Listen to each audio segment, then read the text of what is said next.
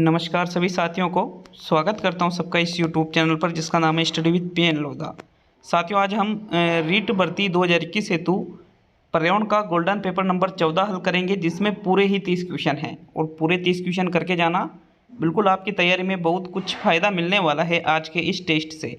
बहुत सारे प्रश्न मैंने RBSC की किताबों से लिए हैं, बहुत सारे प्रश्न जो इम्पोर्टेंट है वो भी मैंने यहाँ सम्मिलित किए हैं। तो वीडियो को पूरा देख करके जाइएगा। शुरू करते हैं इस वीडियो को।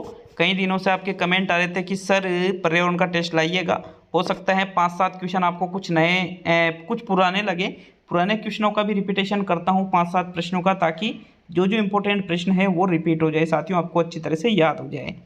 तो प्रश्न संख्या 1 है, सरपंच को कितने समय बाद अविश्वास प्रस्ताव के माध्यम से हटाया जा सकता है? 1 वर्ष के अंदर, 2 वर्ष के अंदर, 2 वर्ष के बाद और 3 वर्ष के बाद।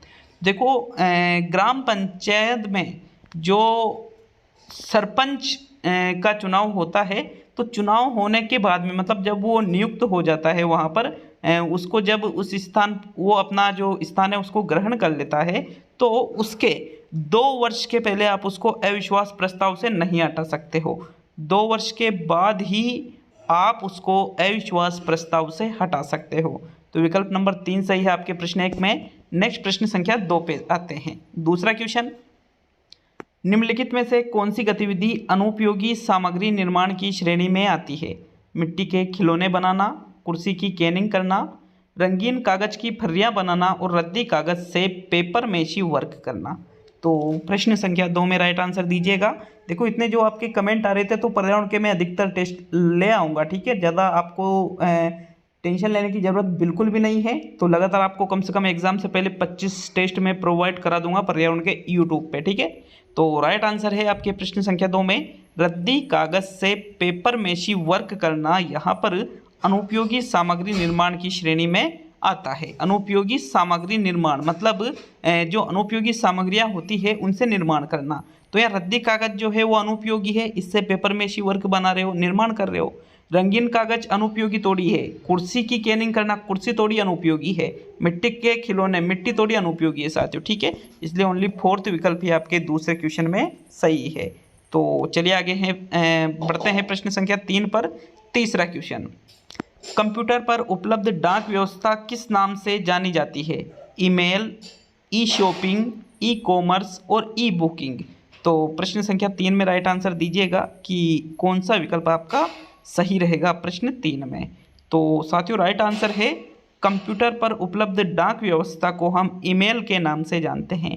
ई शॉपिंग में तो हम क्या करते हैं, जो ऑनलाइन खरीदारी है उसका कार्य ई शॉपिंग से होता है। ई कॉमर्स में व्यापार किया जाता है ऑनलाइन। ई बुकिंग में जैसे ट्रेन की टिकटें हैं, बस की टिकटें हैं या अन्य कोई जो टिकटें हैं वो ई बुकिंग के माध्यम से होती है।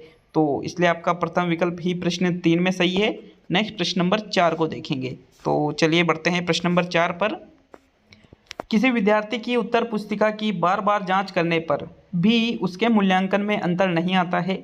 मूल्यांकन की यह विशेषता कहलाती है विश्वसनीयता, वैधता, व्यापकता और व्यावहारिकता। तो देखो प्रश्न संख्या 4 में जो आपके सही आंसर है वो रहेगा विकल्प नंबर 1। इसको हम विश्वसनीयता कहेंगे। कैसे? क्योंकि उत्तर पुस्तिका की बार बार जांच की जा रही है, ठीक है। अब फिर भी मूल्यांकन में अंतर नहीं आ रहा है, तो साथियों वो जो परीक्षण है वो एक विश्वसनीय परीक्षण कहलाता है और ये जो विशेषता है वो विश्वसनीयता कहलाती है। तो आपके प्रथम विकल्प प्रश्न 4 में सही है। नेक्स्ट प्रश्न नंबर 5 को देखेंगे। 5वां प्रश्न, ये देखिए 5वें क्वेश्चन को, रेड डाटा बुक के संबंध में निम्न में से कौन सा कथन सत्य है? यह लाल वर्णकधारी पादपों एवं प्रणालियों की सूची है। यह उन वन्यजीव वनस्पति प्रजातियों के संबंध में आंकड़े प्रस्तुत करती है जो विलोपन से संकटापन्न है। यह उन जातियों के संबंध में आंकड़े प्रस्तुत करती है जो विलुप्त हो चुकी है। या यह उन पादपों एवं प्रणालियों की सूची है जो लाल सागर में विद्यमान है। तो रेड डाटा पुस्तक का नाम सभी ने सुन ही रखा होगा। यहाँ पर देखिए रेड डाटा पुस्तक जो है इसमें क्या किया जाता है, वो वन्य जीव और वो वनस्पतियाँ प्रजातियाँ जो कि विलोपन के संकटापन्न है, मतलब जो विलुप्त होने के कगार पे हैं, उनके आंकड़े ये पुस्तक प्रस्तुत करती है। दूसरा विकल्प आपके 5वें प्रश्न में सही है। नेक्स्ट प्रश्न संख्या 6 पे आएंगे। तो चलिए देखेंगे प्रश्न संख्या 6 को। साथियों छठा क्वेश्चन है, एस्किमो अपने घर इग्लू का निर्माण बर्फ से करते हैं, इसका क्या कारण है? क्योंकि बर्फ ठंडी हवा और पानी को अंदर नहीं आने देता, क्योंकि बर्फ की दीवार के बीच मौजूद हवा अंदर की गर्मी को बाहर जाने से रोकती है, बर्फ मुफ्त में मिलती है, अन्य सामग्रियों की कीमत वहां अधिक होगी, ध्रुवीय क्षेत्रों में केवल बर्फ ही उपलब्ध है। तो बताइए प्रश्न नंबर 6 में कि जो इग्लू का निर्माण है बर्फ से जो किया जाता है एस्किमो जनजाति के लोगों के द्वारा, वो क्यों किया जाता है? तो साथियों राइट आंसर है विकल्प नंबर 2, बर्फ की दीवार के बीच जो मौजूद हवा होती है वो अंदर की गर्मी को बाहर जाने से रोकती है। तो वो जो अंदर का वातावरण है वो गर्म रहता है वहाँ ठंडे प्रदेश में भी, इसलिए साथियों इग्लू का निर्माण वहाँ पर बर्फ से किया जाता है। तो सेकंड विकल्प छठे क्वेश्चन में सही है। नेक्स्ट आगे बढ़ते हैं प्रश्न संख्या 7 पर। अगर आप पहले विकल्प पे हो तो गलत हो। नेक्स्ट प्रश्न संख्या 7, देखो 7वां क्वेश्चन है, पर्वतारोही क्रैम्पोन का प्रयोग करते हैं, बर्फ पर फिसलने के लिए करते हैं, बर्फ नहीं है ये बर्फ है, बर्फ पर गड्ढा करने के लिए करते हैं, रास्ते पर चिन्ह बनाने के लिए करते हैं, या बर्फ पर फिसलने से बचने के लिए करते हैं।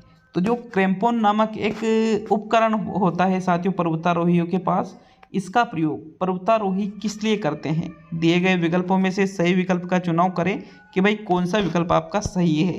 तो इसका जो सही आंसर है वो रहेगा, बर्फ पर फिसलने से बचने के लिए पर्वतारोहियों द्वारा क्रैम्पोन नामक उपकरण का प्रयोग किया जाता है। ये जो क्रैम्पोन नामक उपकरण है ये जूते के नीचे लगाए जाते हैं साथियों, ठीक है, जो जूता होता है उसके नीचे। तो इसमें कुछ कीले टाइप होती है जो पर्वतारोही होते हैं उनको फिसलने से ये रोकती है।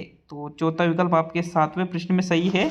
नेक्स्ट प्रश्न संख्या 8 पे आते हैं। तो आपके 8वां प्रश्न है, चिपको आंदोलन की शुरुआत कब हुई? 1971 में, 1972 में, 1973 में और 1974 में। तो 8वें क्वेश्चन में थोड़ा सा सुनना, ठीक है, ऐसा नहीं है कि जो मैं बताऊं तुरंत निकाल दिया फिर कमेंट कर रहे हैं कि सर ये क्वेश्चन आपने ऐसे बता दिया। तो चिपको आंदोलन के बारे में मैं बताना चाहूँगा साथियों। इस क्वेश्चन को मैंने कम से कम 15 जगह पे देखा होगा और लगभग 15 में से 3 से 4 जगह में मुझे 1974 मिला, जो कि मुझे गलत लगा। इसका राइट आंसर है 1973। तो लगभग अधिकतर जगह 1973 ही मिलता है साथियों। और जो चिपको आंदोलन की जो पीडीएफ होती है वो पूरी पीडीएफ मैंने जब डाउनलोड की तो उसमें भी 1973 ही दे रखा था। तो इसलिए थर्ड विकल्प में यहाँ पर सही बता रहा हूँ। बाकी कमेंट कर सकते हो कि भाई 1974 किस किसने पढ़ रखा है। तो 8वें क्वेश्चन के लिए आप कमेंट जरूर करिएगा। मैं यहाँ पर आपको थर्ड जो विकल्प है इसको सही कर रहा हूँ, ठीक है। तो प्रश्न नंबर 9 पे आते हैं। वापिस कह रहा हूँ कि भाई हमें कमेंट जरूर करिएगा।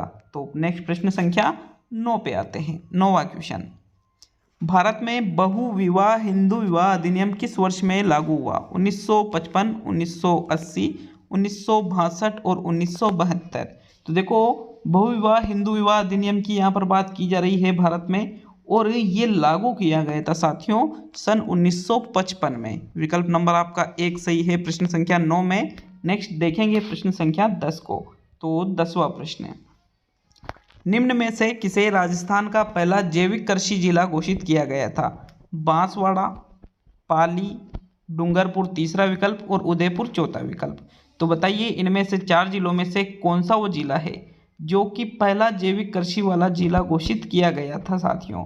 तो 10वें क्वेश्चन में जो सही आंसर है वो रहेगा राजस्थान का पहला जैविक कृषि जिला डूंगरपुर है साथियों। कौन सा है? डूंगरपुर। विकल्प नंबर आपका 3 सही है। 10वें क्वेश्चन में राजस्थान के दक्षिणी भाग में ये स्थित है। तो चलिए आगे बढ़ेंगे प्रश्न संख्या 11 की ओर। 11वें क्वेश्चन को देखेंगे। ये देखिए प्रश्न नंबर 11 को, नाबार्ड जिसका पूरा नाम है राष्ट्रीय कृषि एवं ग्रामीण विकास बैंक की स्थापना हुई थी 12 जुलाई 1980 को, 12 जुलाई 1983 को, 12 जुलाई 1982 को और 12 जुलाई 1985 को। तो नाबार्ड की स्थापना कब हुई थी? सही विकल्प का चयन करना है। देखो आपके एग्जाम में एक तो जैसे नाबार्ड है, एक रीको है, ठीक है, रीको का भी नाम सुन रखा होगा आपने। रीको है, राजस्थान वित्त निगम है, राजस्थान पर्यटन निगम है। तो साथियों इन चीज़ों को अच्छी तरह से याद कर लेना, बहुत इंपॉर्टेंट चीज़ें हैं ये। और यहाँ पर जो नाबार्ड की स्थापना की गई थी वो की गई थी 12 जुलाई 1982 को। थर्ड विकल्प आपके प्रश्न संख्या 11 में सही है। नेक्स्ट प्रश्न नंबर 12 पे आते हैं। तो चलिए देखते हैं आपके 12वें क्वेश्चन को। आपके प्रश्न संख्या 12, बरसावाड़ा के नाम से किस किले को जाना जाता है? टोडगढ़ किले को, आमेर के किले को, तारागढ़ किले को और सोनारगढ़ किले को।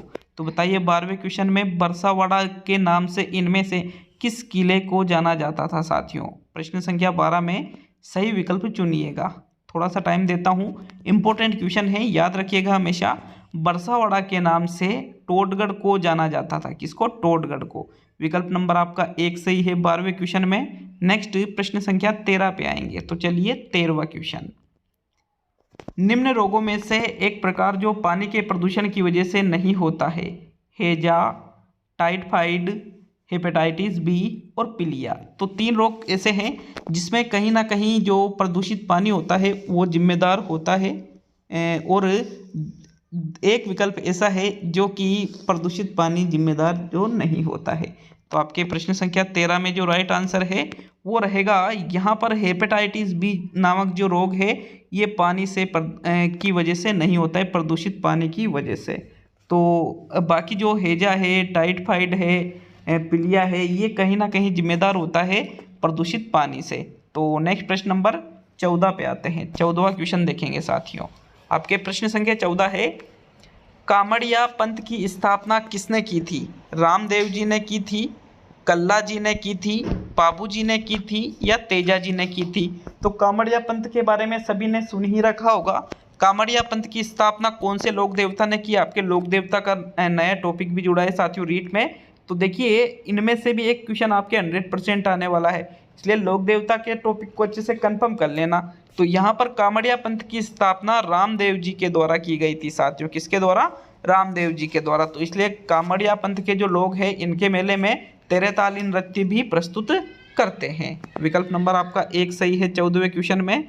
नेक्स्ट प्रश्न संख्या 15 को देखेंगे। 15वां प्रश्न, प्लूटो के चांद का नाम क्या है? चेरोन, गैनीमेड, लूना और ट्राइटन। तो देखो प्लूटो का जो चांद है, मैंने पहले भी इस क्वेश्चन को कराया था, इंपॉर्टेंट क्वेश्चन है बहुत ज़्यादा, और इसके चांद का जो नाम है वो रहेगा साथियों विकल्प नंबर 1 चेरोन। प्रथम विकल्प आपका सही है प्रश्न संख्या 15 में। नेक्स्ट प्रश्न संख्या 16 को देखेंगे। तो बढ़ते हैं 16वें क्वेश्चन की ओर। मियादी बुखार की पुष्टि किस टेस्ट के द्वारा होती है? कुंभ टेस्ट, विडाल टेस्ट, मंटुक्स टेस्ट और कास्टल मेयर टेस्ट। तो देखो मियादी बुखार का नाम किस किसने सुन रखा है? अगर सुन रखा है तो इजीली बता दोगे, नहीं सुन रखा है तो दिक्कत आ जाएगी साथियों। राइट आंसर जो प्रश्न संख्या 16 में है वो रहेगा विडाल टेस्ट। विडाल टेस्ट किसके लिए होता है? टाइफाइड के लिए होता है साथियों, और टाइफाइड को ही क्या कहा जाता है? मियादी बुखार कहा जाता है। तो आपके सेकंड विकल्प 16वें क्वेश्चन में सही है। नेक्स्ट प्रश्न संख्या 17 पे आते हैं। आपके 17वां प्रश्न है, पर्यावरण कोई भी वह बाहरी शक्ति है जो हमको प्रभावित करती है, यह कथन किसका है? फिटिंग का, सीसी पार्क का, एजी टेंसले का और रोस का। तो देखो पर्यावरण के संबंध में ये जो परिभाषा दी गई है ये बहुत ही ज़्यादा इम्पोर्टेंट, बहुत ही ज़्यादा साथियों, क्योंकि ये परिभाषा आपके एग्ज़ाम में आने लायक है और ऐसी परिभाषा आपके जरूर आएगी। 1 या 2 परिभाषा एग्जाम में जरूर आएगी आपके। तो जो फेमस परिभाषा है उनको अच्छी तरह से क्लियर कर लेना आप। देखो पर्यावरण कोई भी वह बाहरी शक्ति है जो हमको प्रभावित करती है, ये रोस के द्वारा कहा गया है। किसके द्वारा? रोस के द्वारा। विकल्प नंबर आपका 4 सही है प्रश्न 17 में। नेक्स्ट प्रश्न संख्या 18 पे आते हैं। तो चलिए 18वां क्वेश्चन। आपके 18वां क्वेश्चन है, सौर मंडल का सबसे छोटा ग्रह कौन सा है? बुध है, मंगल है, शुक्र है या पृथ्वी है? तो जो अपना सौर मंडल है इसमें सबसे छोटा ग्रह आपको बताना है कि कौन सा है। राइट आंसर है साथियों प्रश्न संख्या 18 में सौर मंडल का सबसे छोटा ग्रह बुध ग्रह है। कौन सा? बुध ग्रह है। विकल्प नंबर आपका 1 सही है।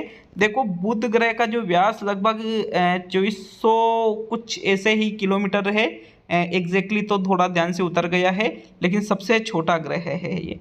विकल्प नंबर आपका 1 सही है 18वें क्वेश्चन में। नेक्स्ट आगे बढ़ते हैं प्रश्न संख्या 19 पर। तो 19वां प्रश्न, कलमकारी था ये। कलमकारी कला संबंधित है, वास्तु उद्योग से संबंधित है, आभूषण से संबंधित, आभूषण उद्योग से संबंधित है, लकड़ी उद्योग से संबंधित है या सीमेंट उद्योग से संबंधित है। तो देखो जो कलमकारी कला है इसका संबंध कौन से उद्योग से है। प्रश्न संख्या 19 में सही आंसर का आपको चयन करना है। तो साथियों देखो कलमकारी कला होती क्या है, मैं थोड़ा आपको बता देता हूँ। कलमकारी कला में क्या होता है कि जो कपड़े होते हैं उन पर चित्रांकन का कार्य किया जाता है साथियों, चित्रांकन का कार्य किया जाता है। जैसे जो अलग अलग जो धर्म है इसमें जो अलग अलग धर्मों के जो भगवान होते हैं उनका चित्रांकन कलमकारी कला से किया जाता है। तो यहाँ पर ये आभूषण लकड़ी या सीमेंट से संबंधित नहीं है बल्कि वास्तु उद्योग से ये संबंधित है। विकल्प नंबर आपका 1 सही है प्रश्न 19 में। नेक्स्ट प्रश्न संख्या 20 पे आते हैं। तो चलिए 20वां क्वेश्चन देखेंगे। वर्षा जल संग्रहण क्या है। प्रयुक्त जल का संग्रह और भंडारण, वर्षा जल का जमाव और भंडारण, पानी का वितरण और इनमें से कोई नहीं। तो बताइए वर्षा जल संग्रहण इनमें से क्या है। अच्छे से प्रश्न को देख लीजिए, जल्दबाजी में उत्तर दोगे तो गलत भी हो सकता है। 20वें क्वेश्चन में जो सही आंसर है वर्षा जल संग्रहण का मतलब होता है वर्षा जल का जमाव और भंडारण। भाई प्रयुक्त जल का जो संग्रह और भंडारण करोगे तो वो वर्षा जल कहाँ हुआ। प्रयुक्त मतलब जो जल हम यूज करते हैं, इसलिए आपके प्रथम विकल्प सही न होकर दूसरा विकल्प सही रहेगा प्रश्न संख्या 20 में। तो चलिए आगे बढ़ेंगे प्रश्न नंबर 21 पर। 21वां क्वेश्चन है साथियों आपके, इकोमेक, इकोमेक किन उत्पादों के लिए दिया जाता है। पर्यावरण अनुकूलन उत्पादों के लिए, उच्च व श्रेष्ठ उत्पादों के लिए, कुटीर व लघु उद्योग के उत्पादों के लिए और कम कीमत के उत्पादों के लिए। तो 21वें क्वेश्चन में राइट आंसर दीजिएगा कि भाई कौन सा विकल्प आपके इसमें सही रहेगा। तो देखो इकोमेक का मतलब होता है पर्यावरण अनुकूलन जो उत्पाद होते हैं, मतलब जो पर्यावरण के अनुकूल हो, जो पर्यावरण को हानि नहीं पहुंचाए, ऐसे उत्पादों के लिए इकोमेक का प्रयोग किया जाता है। तो विकल्प नंबर आपका 1 सही है 21 में। नेक्स्ट प्रश्न नंबर 22 पे आते हैं। 22वां क्वेश्चन है, डेसिबल निम्नलिखित में से किसे मापने की इकाई है। गहराई मापने की, ध्वनि मापने की, तापमान को मापने की और वायु दाब को मापने की। तो देखो डेसिबल के द्वारा क्या मापा जाता है साथियों, ध्वनि को मापा जाता है। किसको मापा जाता है, ध्वनि को। सेकंड विकल्प आपके प्रश्न संख्या 22 में बिल्कुल सही है। तो चलिए आगे बढ़ेंगे अब हम प्रश्न संख्या 23 पर। 23वां क्वेश्चन देखते हैं। ये देखिए 23वां क्वेश्चन, पारितंत्र शब्द का गठन किसके द्वारा किया गया। हेकेल के द्वारा, हम्बोल्ट के द्वारा, टोंसले के द्वारा और ओडम के द्वारा। तो ये जो पारितंत्र शब्द है ये दिया गया था टोंसले ने। किसने दिया था साथियों, ये टोंसले ने ही पारितंत्र शब्द का गठन किया था। विकल्प नंबर आपका 3 सही है 23 में। नेक्स्ट प्रश्न संख्या 24 पे आएंगे। तो चलिए देख लेते हैं आपके 24वें क्वेश्चन को। अति आर्द्र जलवायु प्रदेश के अंतर्गत कौन से जिले आते हैं। झालावाड़ और बांसवाड़ा, बूंदी और सिरोही, जयपुर और सीकर और भरतपुर और धौलपुर। तो जो अति आर्द्र जलवायु प्रदेश वाले जो जिले हैं साथियों, सबसे ज़्यादा आर्द्र जलवायु प्रदेश वाले जिले एक तो है झालावाड़ और एक है बांसवाड़ा। देखो झालावाड़ सबसे ज़्यादा है इसमें भी। तो आपके विकल्प नंबर 1 सही है प्रश्न संख्या 24 में। नेक्स्ट प्रश्न नंबर 25 को देखेंगे, 25वां क्वेश्चन। तो ये देखिए 25वें प्रश्न को, एकल परिवार की विशेषता है। बच्चों में परिवार के सदस्यों के प्रति लगाव व अपनापन, बच्चों में स्वतंत्र निर्णय लेने की क्षमता का विकास, वृद्धों एवं बच्चों की देखभाल संभव हो जाती है और बच्चों में दूसरों पर आश्रित रहने की प्रवृत्ति का विकास। तो बताइए 25 में कौन सा विकल्प आपका सही रहेगा। साथियों एकल परिवार की यहाँ पर बात की जा रही है। एकल परिवार में क्या होता है, वृद्धों एवं बच्चों की देखभाल संभव एकल में तो किसी भी प्रकार से नहीं होगी, ये तो कमी है एकल परिवार की। दूसरों पर आश्रित यहाँ पर नहीं रहा जाता है क्योंकि यहाँ पर कम सदस्य होते हैं, इसलिए ये भी गलत है। राइट आंसर है बच्चों में स्वतंत्र निर्णय लेने की क्षमता का विकास। सेकंड विकल्प आपके 25 में सही है। नेक्स्ट प्रश्न संख्या 26। देखो पहला विकल्प इसलिए गलत है क्योंकि बच्चों में परिवार के सदस्यों के प्रति लगाव व अपनापन संयुक्त में होता है, न कि एकल में होता है। तो चलिए 26वें क्वेश्चन की ओर। पर्यावरण अध्ययन में बच्चों को जोड़ने की सबसे प्रभावशाली युक्ति कौन सी है? पाठ्य पुस्तक का पठन, शिक्षक द्वारा व्याख्याएं, कक्षा का निर्देशन और किस्से और कहानियाँ। तो देखो आपको पर्यावरण अध्ययन के अंतर्गत बच्चों को जोड़ना है, इसके लिए सबसे प्रभावशाली जो युक्ति है वो रहेगी किस्से और कहानियाँ। क्योंकि साथियों पाठ्य पुस्तक का पठन करने से बच्चे नहीं जुड़ते हैं, शिक्षक द्वारा व्याख्याएं देने से भी नहीं, इतना प्रभावी नहीं होती है ये। निर्देशन भी ठीक है, लेकिन यहाँ किस्से और कहानियाँ जिनमें बच्चों की रुचि हो, तो ये दोनों ऐसी चीज़ें हैं जो कि पर्यावरण अध्ययन में बच्चों को जोड़ने का कार्य करती है सबसे मजबूती से। तो इसलिए आपके चौथा विकल्प 26 में बिल्कुल सही है। तो चलिए आगे बढ़ेंगे अब हम प्रश्न नंबर 27 पर। देखो वीडियो अच्छा लगे तो वीडियो को लाइक जरूर करिएगा यार, और चैनल पर नए हो तो चैनल को सब्सक्राइब जरूर करिएगा। सब्सक्राइब करने के बाद में आप बेल आइकन दबा लीजिए ताकि एग्ज़ाम तक आपके पास हर वीडियो का नोटिफिकेशन पहुंच सके। क्योंकि अब ऐसा टाइम है कि आपके पास वीडियो कभी भी आ सकता है, कभी मतलब कभी भी, सुबह आ सकता है, शाम को आ सकता है, दोपहर को, रात में, कभी भी आपके वीडियो आ सकता है। इसलिए बेल आइकन ऑन रखिएगा ऑल पे, ठीक है। बेल आइकन में भी ऑल आएगा तो उस पर क्लिक कर लीजिएगा। प्रश्न 27 है, उपभोक्ता संरक्षण अधिनियम 2019 किस तिथि से लागू किया गया? 9 अगस्त 2019 से ये लागू किया गया, 30 जुलाई 2019 से लागू किया गया, 6 अगस्त 2019 से लागू किया गया और 20 जुलाई 2020 से ये लागू किया गया। तो प्रश्न नंबर 27 में राइट आंसर आपको बताना है। तो बताइए प्रश्न नंबर 27 में भाई कौन सा विकल्प आपके सही रहेगा? देखो आपके 27वें क्वेश्चन में जो राइट आंसर है वो है 20 जुलाई 2020 को उपभोक्ता संरक्षण अधिनियम 2019 को लागू किया गया था। तो चौथा विकल्प आपके 27 में सही है। नेक्स्ट प्रश्न नंबर 28 पे आते हैं। आपके 28वां क्वेश्चन देख लेते हैं। 28वां क्वेश्चन ये देखिएगा, कौन सी प्रक्षेपित सामग्री है? बुलेटिन बोर्ड, OHP, प्रतिमान और फ्लैनल बोर्ड। तो इनमें से आपको प्रक्षेपित सामग्री बताइएगा। तो राइट आंसर है आपके 28वें क्वेश्चन में प्रक्षेपित सामग्री के अंतर्गत हम यहाँ पर OHP को सम्मिलित करते हैं। बुलेटिन बोर्ड, प्रतिमान, फ्लैनल बोर्ड तीनों अप्रक्षेपित सामग्री है, ठीक है। यहाँ पर प्रक्षेपित सिर्फ और सिर्फ क्या रहेगी? OHP। सेकंड विकल्प आपके 28 में सही है। नेक्स्ट प्रश्न नंबर 29 को देखेंगे। तो आज का सेकंड लास्ट क्वेश्चन है, इसके बाद अंतिम और 30वां क्वेश्चन बचेगा साथियों। राज्यपाल की नियुक्ति किसके द्वारा की जाती है? मुख्यमंत्री के द्वारा, विधानसभा सदस्यों के द्वारा, राष्ट्रपति के द्वारा और प्रधानमंत्री के द्वारा। तो देखो राज्यपाल की नियुक्ति मुख्यमंत्री नहीं करता है, ठीक है। विधानसभा सदस्य भी नहीं करते हैं, प्रधानमंत्री भी नहीं करता है, बल्कि राज्यपाल की नियुक्ति राष्ट्रपति के द्वारा की जाती है साथियों। आपके थर्ड विकल्प 29 में सही है। नेक्स्ट प्रश्न नंबर 30 और आज का अंतिम क्वेश्चन देखेंगे। तो किसी भी प्रश्न में आपको अगर त्रुटि नज़र आती है कि भाई यार हमें इस प्रश्न में लगा कि यार इसमें ये विकल्प होना चाहिए, तो उसके लिए हमें कमेंट करके ज़रूर बताइएगा। और अगर 30 में से आप 25 क्वेश्चन करते हो, 20 क्वेश्चन करते हो, 15, 28, 27 जो भी, तो उसके लिए भी कमेंट करके ज़रूर अवगत कराएं साथियों, ताकि ये पता चले कि भाई कितना स्कोर सभी का रह रहा है। तो चलिए आज का अंतिम और 30वां क्वेश्चन देख लेते हैं।